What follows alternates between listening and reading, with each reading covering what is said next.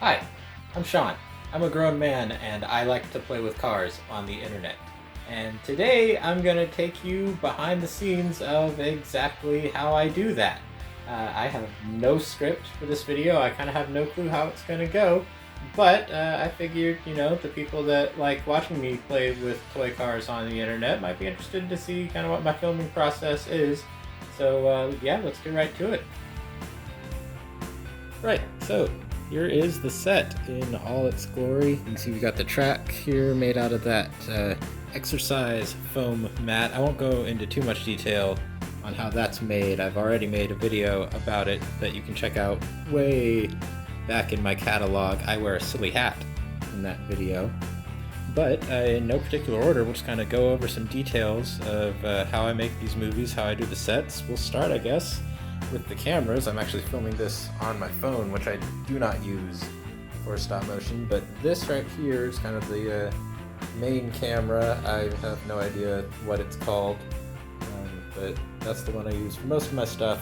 A few shots, especially like onboards, are done with the GoPro because it's got the wide angle lens. You just take it out of the case, flip it upside down, push it along the track, and I do use my phone. There's an app you can use to kind of remotely shoot individual frames. It burns through a lot of battery, so doing those shots usually takes a long time because I'm constantly having to plug the camera back in and really rush. But this is the main camera, and there's kind of three, I guess you could call it four main mounts that I use for it. This right here is our main tripod. It's big and sturdy. That's where you get most of these shots from. I also use a smaller tripod that I'd really like to find some kind of tripod that is even smaller than this, but also is sturdy and has, kind of this full range of motion with it, because I don't have one on hand right now, but kind of the smaller tripods that you can get for cameras that are like real small that would give, really great angles, like boom, that. They're not sturdy enough, and you can't actually, move them nice and good to get those camera motions. So you just end up with real shaky cam, and it looks terrible. The other way I kind of get my close-up shots is, placing the camera down low. Even then, it kind of wobbles. So what I like to do is I've got my little USB drive here. Stick that there. And now I've got a nice stable platform. The last mount I use, I don't use very much, but I think there's like one or two shots in it, which I'm using this, which is a little mount for like a dash cam that never worked. But the mount is perfectly fine, and it's got this suction cup, which doesn't suction to a whole lot of things, but it does suction to, are you ready for old school here? A cassette tape case. So the Texas Motor Speedway video had a little help from our friend Kenny G. Just placed that there. That actually stuck, made a nice stable platform for getting my low shot. As far as the actual animation of the stop motion animation goes, I've always felt that that's kind of been my weakest suit. But my method for doing it is I generally kind of have three speeds, we'll call it, three distances that I like to move the car, and we'll demonstrate here with a little help from El Diablo himself, Ricky Bobby. So usually if I'm going real slow, I'll just move kind of like a splitter length, which there is no splitter on this, what is that, Gen 4 car? Not really much of a splitter on these cars either, but still kind of just one splitter length. The other one is, I never actually use these to measure, I just kind of eyeball it, but about a centimeter or so, kind of one die, which we'll talk about that die later, for kind of how we do other animation stuff determining. And then the fastest speed is I have this weird kind of cube that's made out of wood, and I have no idea how big that is. Also, it's kind of the same size as my thumb, so if I need a good visual reference, I'll do like a thumbnail or something. But those are kind of generally the three speeds where, on the straights we'll do the longest one, and then maybe in the corners try and kind of tighten it down to a slightly smaller distance. Look like they're actually trying to slow down. So this area here is kind of my race control setting, we'll call it. I've got my notebook here where I keep track of lots of important details, like, you know, the qualifying order, any cautions. I'll write down who the order is, and that also helps me determine pit stops. Speaking of pit stops, we come back to this die here. Pit stops truly are random, unless like I have a huge plot point that I want to give somebody like super duper plot armor and make them have a particularly fast pit stop. All of my pit stops are determined with a die roll, where I basically just have 1 and 2 are slow, 3 and 4 are medium, 5 and 6 are fast. And I kind of have this weird system where, you know, like a faster pit stop will jump over a slower pit stop and all that. I won't get into too much detail on that, but that pretty much is how we do it. We'll come to pit row here. I think we have 9 spots on pit row. Is seriously the first 9 cars will just come in, and then I'll roll the die and kind of see how that comes out, and then they'll go out, and then the next 9 cars come in. So, you know, on this one, if you're pitting from 10th place, you can only go down or hold 10th place. So that's pretty much how I determine pit stops. I've also got another kind of board game feature. You see I use that a lot in my stop motions. I use Race Formula 90 for qualifying. This is from Formula D, which is itself a rebranding, repackaging, I guess, of an even older board game called Formula D, which was French, like Jean Girard. And this is just my little lap counter to help me figure out what lap I am on. So every time the leader crosses the start-finish line, I advance this thing forward. Oops, I just lost my count. We'll have to review this video so I make sure I stay on the same lap count in the real race. But anyway, this race is 25 laps, and this only goes to 18, so I've got kind of a little marker here that represents 25. And then also I've just got some glue to kind of keep the track together, some scotch tape, some matte finish scotch tape to represent damage.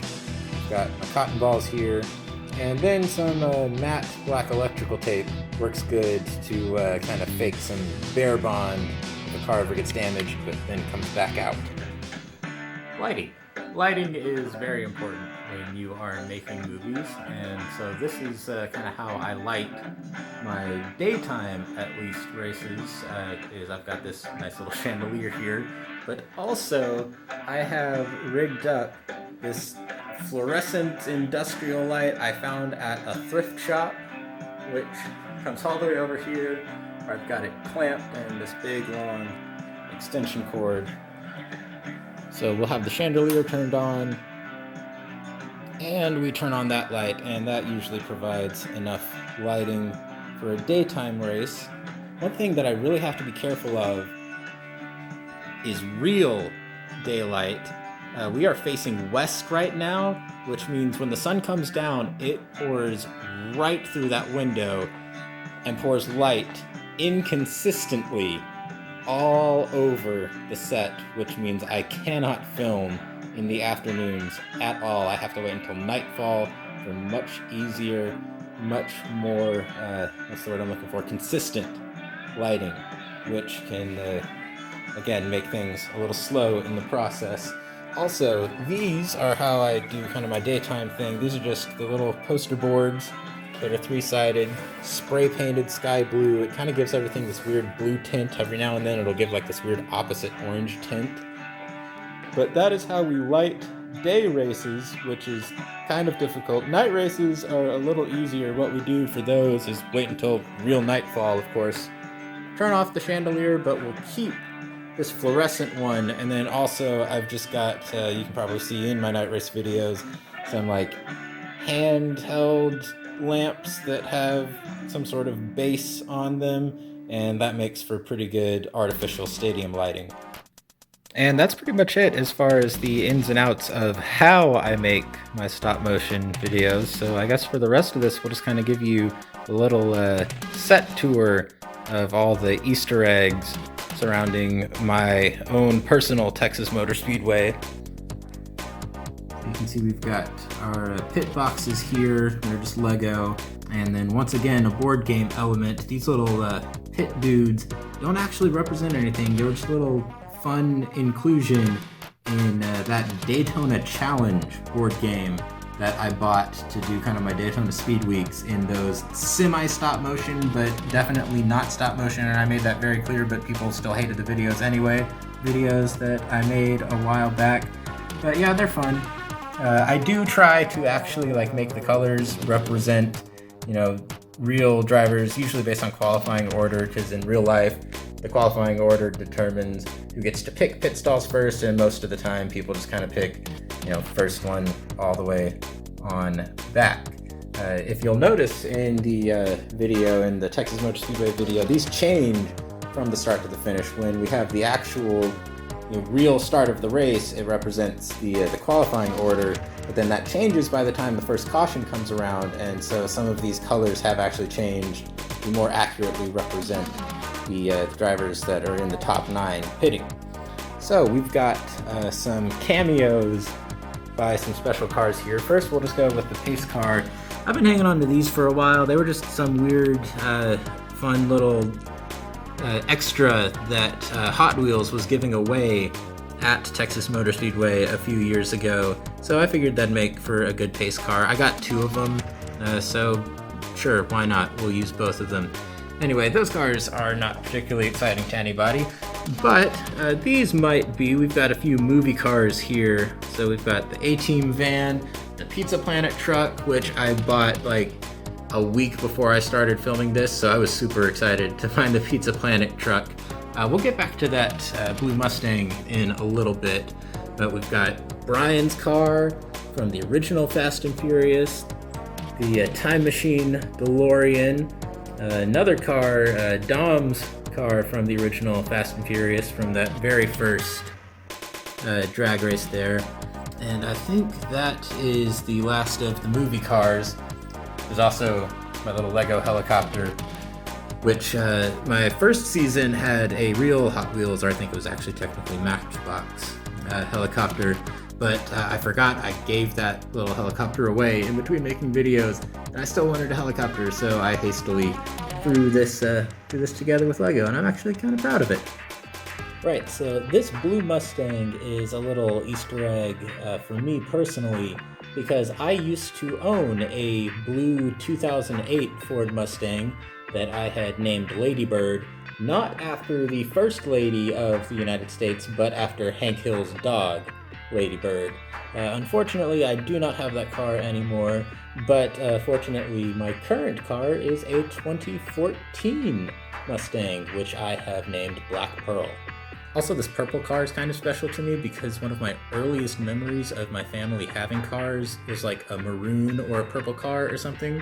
So I've had this one for a really long time, and when I was really little, this car was always my mom because it was like similarly colored to a car that I think she may have drove. I could be making that up entirely though, I don't know. Finally, this is Little Hoss, which is my parody of Big Hoss, the largest TV screen in the world on the backstretch. It's actually just my dad's tablet that I've borrowed and loaded, just like saved images on Google, just a bunch of NASCAR images, and go to a slideshow and I just kind of display them as we're going. I usually keep it plugged in because, you know, stop motion takes a long time. So once again, I have the super duper unnecessarily long extension cord that's going under the table, which, by the way, hey, check out these floors. Me having to put them in is part of what took me so long in between videos. Because in order to do that, we have to move this nice, very sturdy table that I shoot all my stop motions on. And then one final little detail here is we have the Torchy's Tacos that is in the infield, which if you are from the Central Texas area, you know, I'm not here to tell you what the best tacos on the planet are, but yeah, Torchy's highly recommend if you are ever in the Central Texas area and get a chance. They are pretty great. So there, you thought this was a behind the scenes video. No, it's actually a commercial for Torchy's Tacos. So yeah, that's the end of the set tour, kind of behind the scenes part. I'll probably make a part 2, and if I do, it'll be in the same video, so ignore what I'm about to say in that case. But that'll be for the, editing process, all the computer work. But seeing as I'm still in the middle of filming part, I can't do the editing part yet. I can, but I'm too lazy. I just kind of want to do all the editing at once. Anyway, we'll cross that bridge when we get to it. So if this is the end of the video, bye. If not, keep watching and we'll continue right along.